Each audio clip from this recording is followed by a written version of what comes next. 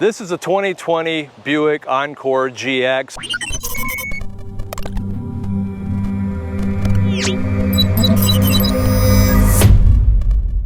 Hey folks, I'm Rob. And I'm Nathan. And we are Two Guys in a Ride. Say, Nate, what are we taking a look at today? Rob, today we are taking a look at a 2020 Buick Encore GX with the ST trim level and all-wheel drive. That's right, but before we do, if you want to keep up to date with all the new cars, trucks, and SUVs, and you want to know how to operate all the technology that's built inside of these vehicles, plus you like cool collector car stories, take a moment to hit that subscribe button down below and ring that bell notification up above so you never miss a video. That's right, so what do you say, Nate? Same thing I say every time. Let's go for a ride. All right.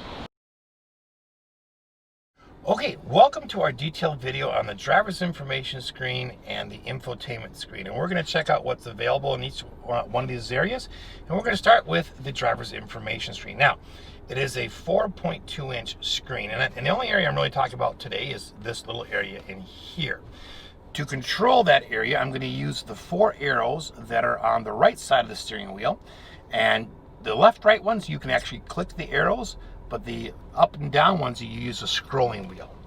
Okay, so basically up in the screen, if you watch on top of this blue line, there's a bunch of icons that are going to occur. And I'm going to kind of click through them a little bit fast, and then I'll go back and go through each one. If I don't click fast, they disappear. So to start with, you have your home button, which is this screen. Then you have information, which is this screen. Then you have media. Then you have navigation, phone, and settings. Now you'll notice in settings here, we've got a white bar with a blue line. You can use the scroll button then to go through some additional information. And there was another one that had the same thing, information. So right there, I've got that white line. That means I have several screens that I can click through. Okay, so we'll get to those in a minute. Starting with the home screen, okay, what you have is your sign reader. So this reads your speed limit signs, got your digital miles per hour, and then how many miles you have left in your tank. In addition to that, you have your compass, your odometer, your two-wheel drive or all-wheel drive indicator, and then your gear selector. Okay, I'm going to click to the right, and now I got information, and I'm going to scroll all the way up to the top so we can start right here. Okay, so I've got a sign reader and digital miles per hour, and then a menu button with a check mark. If you see that, you can click this rotary button in the middle, and I can say I don't want speed sign reading on, and I can get rid of that. Okay, or I can click it and leave it check marked. Then you scroll down here to exit. So instead of having a back button like a lot of other systems do, this has like an exit button you have to scroll to and click on. All right, next thing in the menu is your distance. So I've gone 56.8 miles. I've gotten an average of 13.4 miles per gallon. We've been doing a lot of parking lot, start and stop. Okay, and then you can reset it by pushing the center button. Okay, I'm gonna scroll down again. And I got my fuel range, which is the 55 miles, and my instant miles per gallon. Oil life. Again, press to reset. You got your tire pressure indicator. You have got air filter life. Okay, and you notice these ones each say menu. So if I click on my little scrolling wheel here, I can reset, disable, or exit. So I'm just going to hit exit. Okay, so if you don't want to see that, you like keeping track of things on paper, then you can do that. Okay, brake pad life. Front 100%, rear 100%. Says it's okay. If I click on menu, front pads installed, rear pads installed.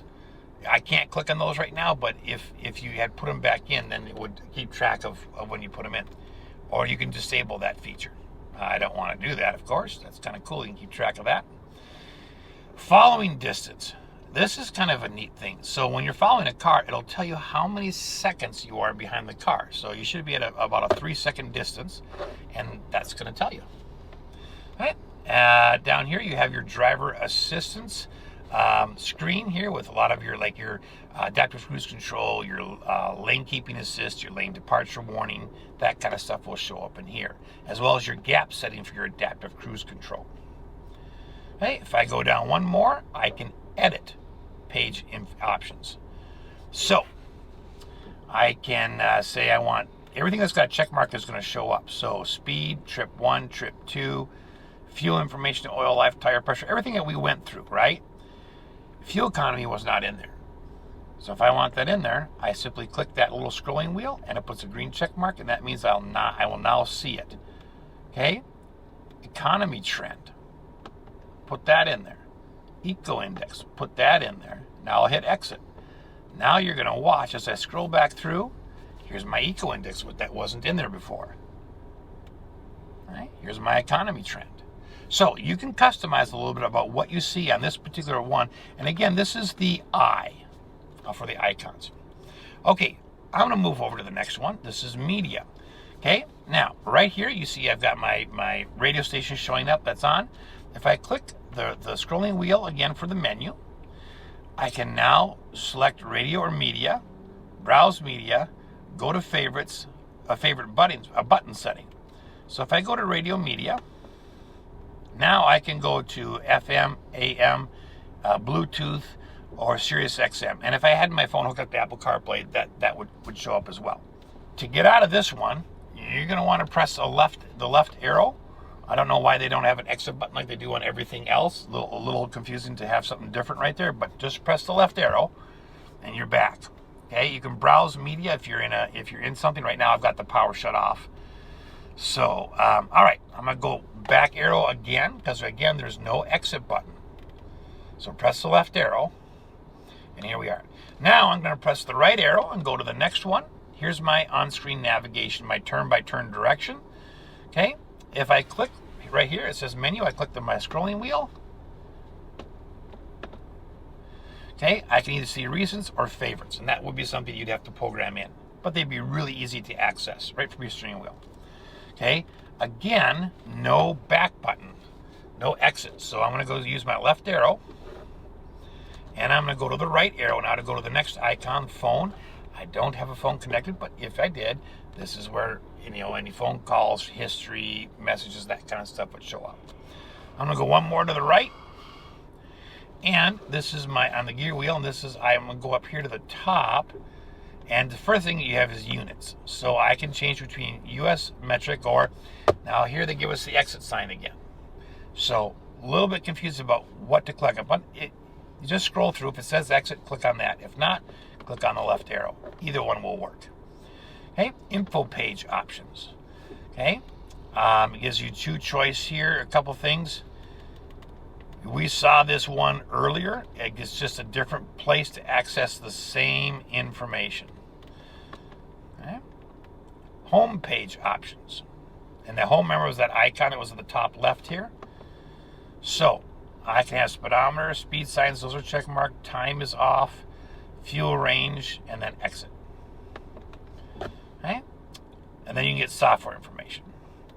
Okay, scroll one more to the right. All right. And there we are on the gear wheel. Now, if you want to go backwards, most cars you can just keep clicking the right button and it'll just toggle right through. This one you can't. You have to use the left arrow and go back. Okay? But lots and lots of information and some ways to customize your screen. Okay, backing up with the steering wheel for a minute. You got your adaptive cruise control on or off right here. So if I click that on, a little icon appears at the bottom of your digital screen, and then that is adaptive cruise control, and it's fully adaptive. So it comes to a stop, and then to get going again, you either tap resume or you tap the accelerator, and it will pick up speed again. If you want regular cruise control, you just click this once, and it takes you out of adaptive cruise control. Now you have the same cruise control that you've always had, but it won't stop for you, so just remember that. To turn it off, and then you have set is down, up is resume, and this is your gap setting. Right. Heated steering wheel button here. Let's see. Over here, voice command. Now, voice command, if you press that, what would you like? You can do phone, audio, or navigation. So you can't do climate control, but you can do phone, audio, or navigation. This one will answer a call, or you can hang up. And then these ones we've already used. So the last thing I want to talk about in this area is just above the dashboard, and that is the heads-up display. There are 3 buttons just to the left of the steering wheel. One says HUD with up and down arrows. One says it has a power symbol with info, and one has a brightness or dimness plus or minus indicator on it. If I press the power one, and it needs to be an up press, the little window pops up for your head display. You give it a second and it comes on. This one with the arrows on it that says HUD will adjust the height of the HUD display. Now, you can't just like push it and it will continuously raise or lower. It's like clicking in increments. So every time you click, it goes up just a little bit. You just got to keep clicking until you get it to where you want it. Okay? Brightness or dimness, up is brighter, down is dim. And then if I want to change the info, I click the info button downwards. If you click it upwards, it's going to power it off. So I get an RPM gauge, I have my adaptive cruise control and my digital speedometer and my gear selector. Here, the next one, I get my miles per hour, I get adaptive cruise and media. Okay, the next one I get adaptive cruise control, miles per hour, and compass, or turn-by-turn directions if you had that running. Okay, and those are your options. Okay, the last one is just shows your adaptive cruise control and your speed. All right, but it's very, very nice to have. All right, let's move over and talk about the infotainment screen. Now, the first thing you're going to notice is just the complete lack of physical buttons, except for down here. Okay, this is your hazard button. So if I go down here, I have a home key. I have a backwards, forwards button to skip tracks or to switch radio stations. I have a push power button and then a twist volume. Then I do have a physical back button. All right. Down here, you've got shortcut icons. This is, your home screen, which we were just at. You can go straight to your media, straight to your phone, straight to your navigation, or if you want to use the climate control system on the infotainment screen instead of the physical buttons, you can do that there. Okay. So, you notice that I have 3 different screens here, which is nice. So you got your navigation showing up, you've got your media, and then you got your phone. So you can see a lot of information at one time. If I press the home button again, I'm going to go to these little icons here. And you see these 3 little dots? That means there's something more to the left. Well, the one to the left is the 3 screens that we saw earlier. Then there's all of these areas: audio, phone, navigation, Wi-Fi hotspot, Android Auto, Apple CarPlay, settings, users, etc. And then you have apps, OnStar services, climate, camera, My Buick, and Sirius XM satellite. So I'm just going to go back here. We don't have time to go through all of these, but I'll show them briefly. So let's start with the simple ones. You can either click this or this. They go to the same area. Same with this one and this one and this one and this one, and climate and climate. So I already talked about these shortcuts down here. Okay, you notice they're color-coded. Audio is blue, phone is yellow, navigation is green, climate is red, and climate is over here. Okay, these buttons do the same thing. So you're not going to get anything different by going into it. But let's go into each one of them just a little bit. So audio. So if I take a look here right now, my choice is AM radio, FM radio, or Sirius XM. If I had my phone hooked up via Bluetooth, that would be another option. Okay? And then you could go to Apple CarPlay. If I click on the More button, it just brings it up in a little different area. There's Bluetooth. So, for some reason, they only show you three possibilities here, and to see the other ones, you have to click on More, and then you see the Bluetooth. Okay, I don't know why they don't let you just scroll through here, but that's where it is. Okay, you can tune your radio. You can type in the station if you want. You can use the buttons if you want. Okay. Or you can use these left and right or up and down scrolling buttons. You can go right to sound, adjust the bass, mid-range, or treble. You can adjust the fade and balance. Okay, you can browse different categories. Or you can go, this happens to be on HD radio right now. If I click it again, the HD radio light here goes off, and there it goes on again. Up here are your presets. We're typically used to see them down here at the bottom of the screen. They're up at the top. So it says hold to set. So if I want 91.1 to be here, I just press and hold, and now it's set. So that's how you're going to set it as your favorite. Okay, you got 2 little white dots here. That means there's a little bit more screen over here. right? And then just scroll back to get to the first screen. Okay, let's go to phone. Now, I don't have my phone connected, but here's where you'll be able to see you can dial up your keypad, you can look at your favorites, your recent calls, contacts, all that kind of stuff would show up in this screen. Okay, let's go to navigation. You got a nice built-in map, but remember, you can always use Apple CarPlay or Android Auto and run the map app off of your phone. Okay, so very simply, you would just type in a keyword here, and let's say we're going to go to McDonald's. Okay, McDonald's. Okay, press the search button. It's going to show me the McDonald's that are closest to me. I'm going to just go ahead and hit the first one. Okay, yeah, I can mark it as a favorite. I can call the restaurant, or I can see different routes, or I can just hit go. Please proceed to the highlighted road. Now, if I'm over here in navigation, now it's showing me my turn-by-turn direction in the dashboard. All right, so the other thing that we can do in here is we can use the plus or minus to increase or decrease the distance we are from the Earth when we're looking at the map. Okay, and you can click on this three little dot area here, and you can do a 3D heading, 3 different ways of doing that.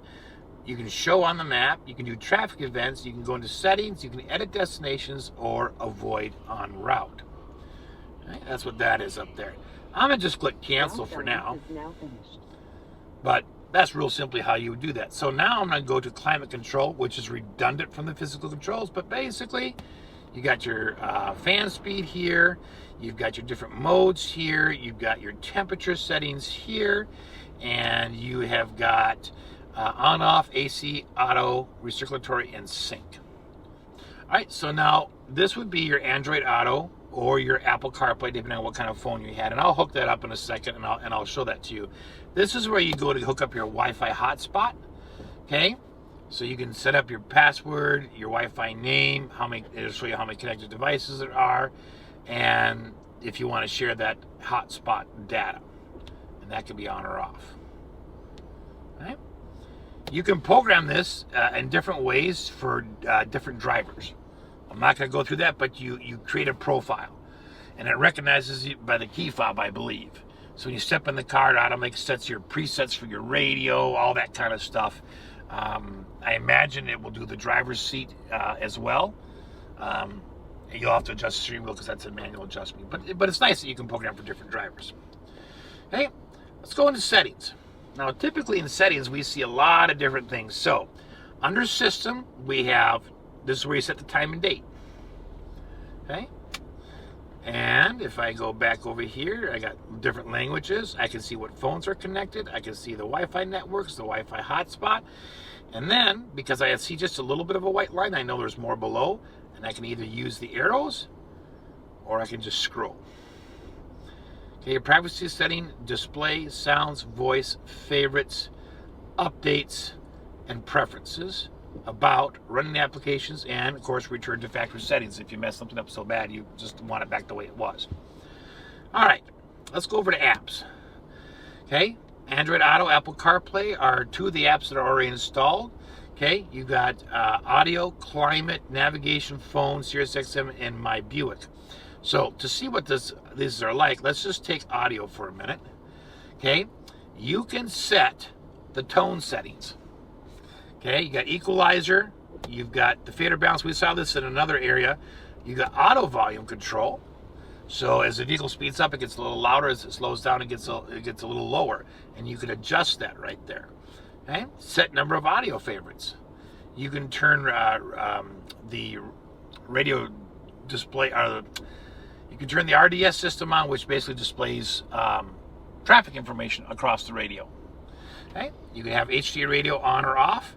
You can turn on an explicit content filter. You can reset the music index. So a lot of extra things that you can adjust in each one of these. Climate, auto defog, auto rear defog, ionizer. This car does have remote start, so with those turned on, automatically it'll turn on the defoggers if it needs to, depending on the temperature. Okay, it does say the auto fan speed is going to be medium. You can change that to low or high there. All right.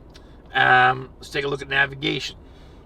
Set up my places, map preferences, route preferences, navigation voice control, traffic preferences, alert preferences, manage history. Okay, so here's where you can set up a lot of your stuff that you just want done and in your system all the time. Okay, let's go to vehicle for a minute. Okay, here you've got a lot of your safety things. So rear seat reminder. This one just reminds you to check the rear seat when you get out of the car. Okay. Climate and air quality. Now this car does have a dehumidifier in it and an ionizer to help the air be a little bit more better to breathe. Okay? So you can turn the ionizer on or off, auto defog or auto rear defog on or off. Here are some of your safety systems, collision and detection systems. So you got forward collision system, alert and brake, front pedestrian detection, alert and brake, adaptive cruise control, lane change alert, park assist, rear cross traffic alert. And for the ones that have this little green button here, these are either on or offs. And you can go to this screen, it kind of tells you, it gives you a little description, which is nice, what's going to happen, but you can also just turn it off from this screen. Okay? These two up here have a little bit more, so if I click on them, I can turn the forward collision system off completely. I can say I only want to be alerted. Let me crash if I'm not paying attention. And then this one is alert and brake. Okay? So it can actually apply the brakes. It doesn't just warn you. Okay? Let's see. Let's go back one here. Let's take a look at a couple more here. You got a teen driver mode. You got a valet mode down here, for which you'll need to enter a PIN number. Set that up. Seating position. Okay, seating position. I can do seat entry memory and seat exit memory. So what that basically means is if you have those turned on, every time you shut the car off, your driver's seat will go all the way back, allowing you more room to get in. And when you open the door and sit down and start the car, it'll pull your seat up into the memory 1 position, or according to the key fob that it's on. If the person who set memory 2 comes in, it will go to memory 2. All right, so let's go back here to home for a minute, and let's go down here. You do have a couple of things. You have your OnStar services, you have your SiriusXM settings, you got the My Buick app, you got the climate control there, but we've already covered that, and then you have some other apps here. Okay, so these would be apps that you can add to the car. Okay, so under My Apps, it's showing us we have a few that are on there. But that's like Apple CarPlay and Android Auto, that kind of stuff. Okay, and there are some other ones that you can do, and you can, talk to your Buick dealer about what apps would work on that in this particular system. Okay, I'm gonna look at the camera. Love the camera. And this is the last thing on the infotainment screen. You have got 2, 4, 6, 8, 9, 10 different views. It's got 2 cameras, one in each outside mirror. It's got one on the front and one on the rear. So it gives you this nice 360 view of the car, gives you the guidelines. Right now we're seeing the front view of the car. Okay, if I switch it, this button, okay, now I'm seeing a rear view of the car. Okay, you notice where the blue curved line is? That's kind of telling you that that's where you're looking out, front or back. And the yellow just tells you that that's the one that's activated. So right now we've got the guidelines activated and we've got the 360 activated. So if I click this, yellow light goes off and no 360. If I click this, yellow light goes off, no guidelines. Okay? So if I go to this one, this is a rear view. This is the first view. And then I also get one from the front view.